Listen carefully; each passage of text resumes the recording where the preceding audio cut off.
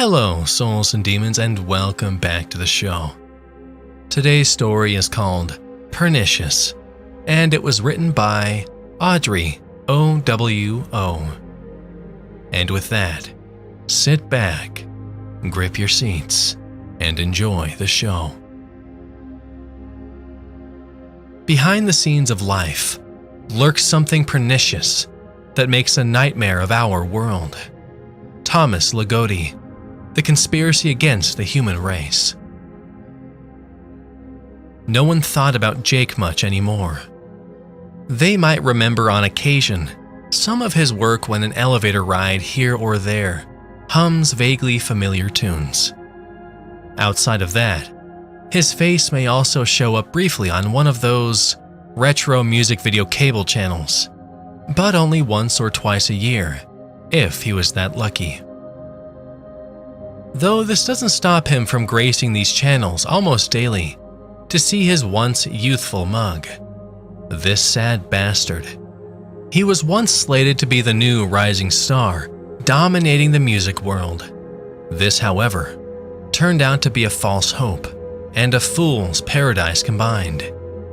One of his songs topped the charts, but all further tracks thereafter barely even scraped the bottom of the barrel.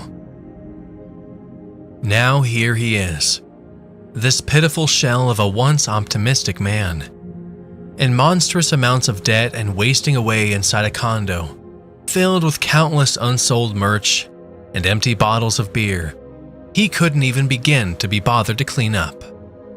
He has long since stopped hiring maid services anyway. Such a lonely life, with the only company at any given time being the vodka currently swimming around in his liver, or the phone call he would get from one of his few remaining friends, i.e. those compassionate few who can stand to be around this tragedy of a person. What kind of future awaits Jake? Homelessness, organ failure, perhaps death from a drug deal gone wrong. All could be seen as reasonable possibilities, if not for the fact that, unbeknownst to Jake, there is a hope for this one-hit wonder. And it will come to grace him when the moon is full and the comets make their decisions. Soon it will come to flash him a faceless smile and shine some blackened light on this poor, lost soul. For the first time since childhood, Jake got a sudden and unexpected night of sleep paralysis.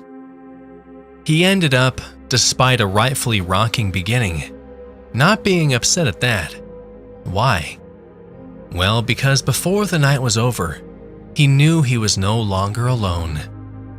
In his helpless state, he saw an eerie man he had not laid witness to in a very long time.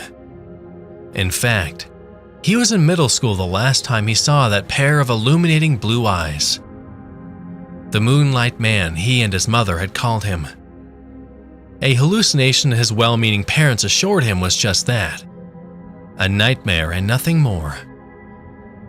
Now Jake wasn't so sure of this anymore.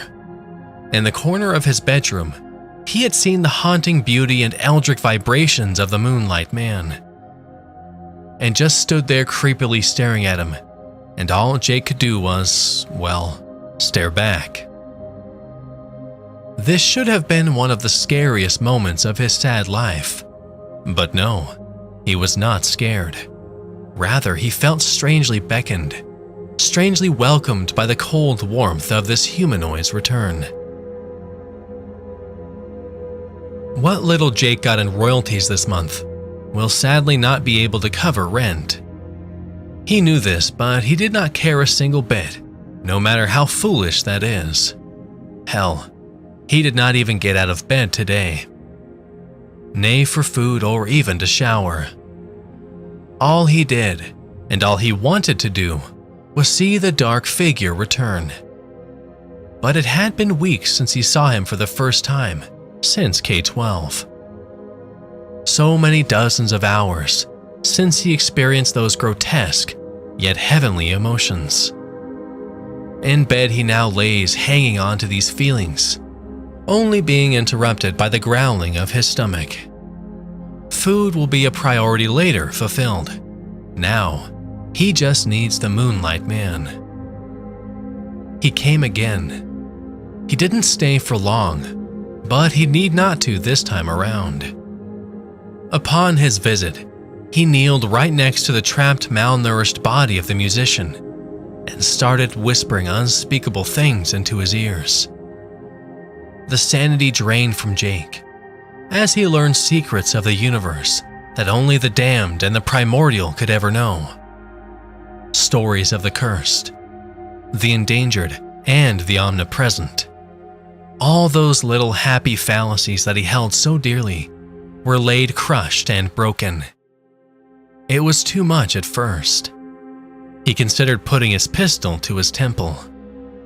He considered swallowing every single illicit pill he could get his hands on to try and escape this wretched existence. But such thoughts were quickly chased away when his eyes met with the gem-like blue eyes of his Moonlight Man. Then, before the moment could pass, the Moonlight Man leaned forward and placed a gentle kiss on Jake's lips. A shiver went down his frozen body. His loins were set aflame, and a sense of ease overtook him. In an instant, just like that, the Moonlight Man left once again. Now, as the sun rises, Jake sits up but does nothing outside of listening to his own pounding heart, an alien fluid still gleaming over his lips. The phone is now unhooked, the front door locked and even deadlocked. A stack of unread mail piles up right under the slot. He didn't want to be bothered. All he wanted to do was to go to sleep for the night, or, perhaps more preferably, go to sleep forever. And he is trying. Filled with the last of his alcohol and a couple of sleeping pills he popped, he has begun to beg for the beating black heart of his lover to return. To feel the dripping wet lips of the inhuman human once more. To see the glimpsing black silk skin of this lovely creature once more. The Moonlight Man will find him, and if not, he will somehow find the Moonlight Man.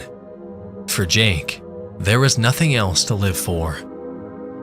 Out there in this waste of a society, there are people typing away on their keyboards, having awkward dinner with their family, and mindlessly cheering for their favorite team during a ball game. None of these poor saps knows what awaits them in between worlds and inside unnoticed dimensions. And Jake, unlike them, no longer cares about the worldly affairs of a doomed planet. No longer did he leave his old EP playing on repeat or watch a bit of television.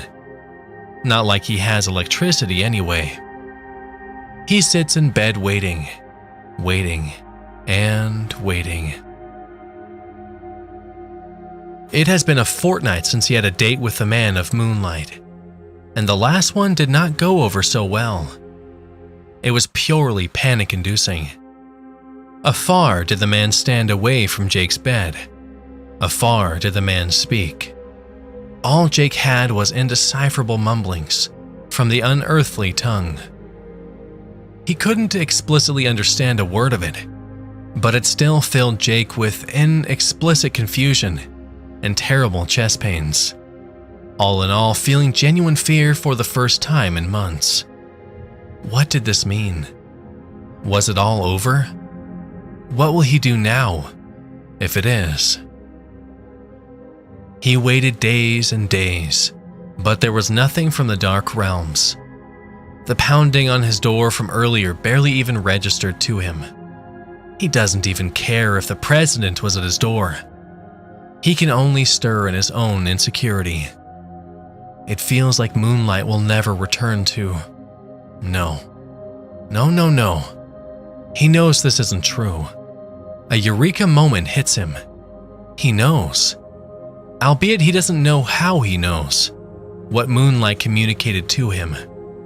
What Moonlight wanted from him. The uncanny words finally being taken in by his cracked and unhinged mind.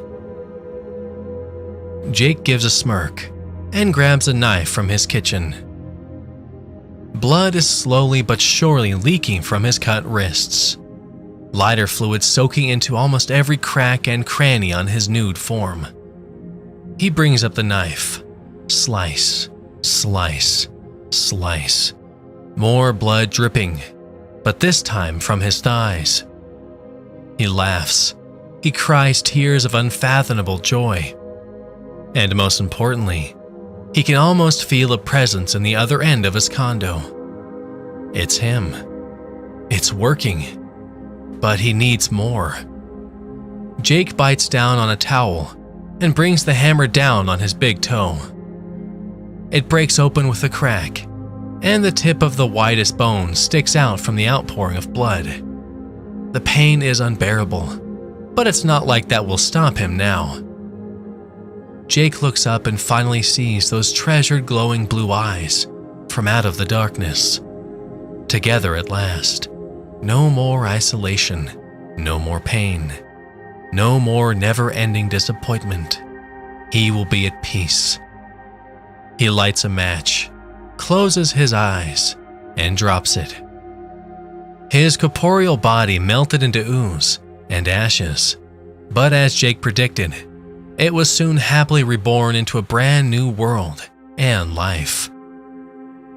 He opened his eyes for the first time and gazed upon the floating starry cosmos he is flying in.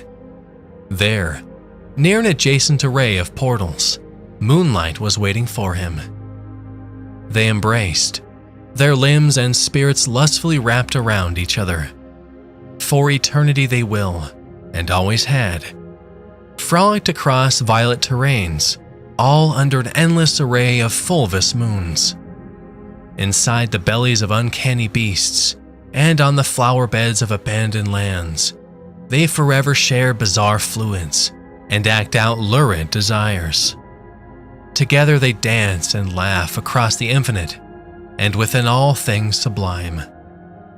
A minute ago, or maybe it had been 1,000 years, the galaxies aligned in their ballad, and the earth was consumed with fiery destruction. Jake wonders briefly if his ascent into this newfound plane had caused the end of days for mankind, or if the returning gods even knew that he existed to start. It was all trivial and had no bearing on his immortal life. He was with his eerie entity, his hauntingly beautiful spouse, his love from the far reaches of space and time. Forever, in an extraterrestrial heaven. He would not have it any other way.